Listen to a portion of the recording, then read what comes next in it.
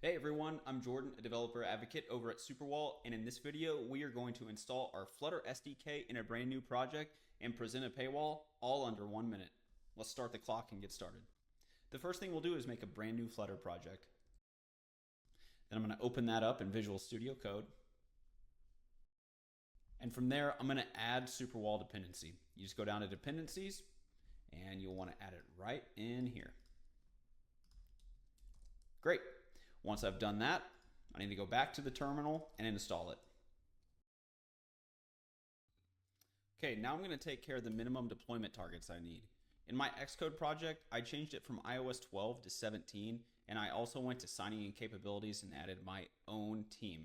Once you do that, you want to go over to iOS and make sure that your pub file matches. So I'm going to uncomment this right here, and I'm going to say 17.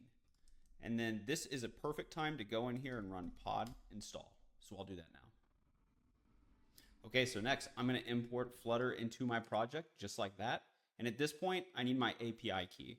So if I go over here to my app in Superwall, I can head down to settings, go to keys, and I'll copy this one. It's just an example project. Don't worry that it's in a live demo. So then what I want to do is go down here and for API key, you can see I'm calling superwall.configure. And then I'm going to add a button. And this button is going to call a function to register a placement.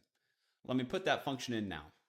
We'll call it register demo placement. And we will call Superwall shared register event. Now, this event is going to be found in our campaign that we get by default. It's this campaign trigger. I'll put that in there. And all that's left to do now is add in a button that's going to call it. I'll put that right in here.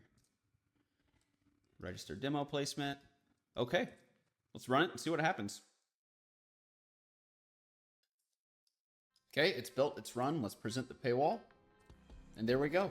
All under a minute, we got a default paywall showing in a Flutter project.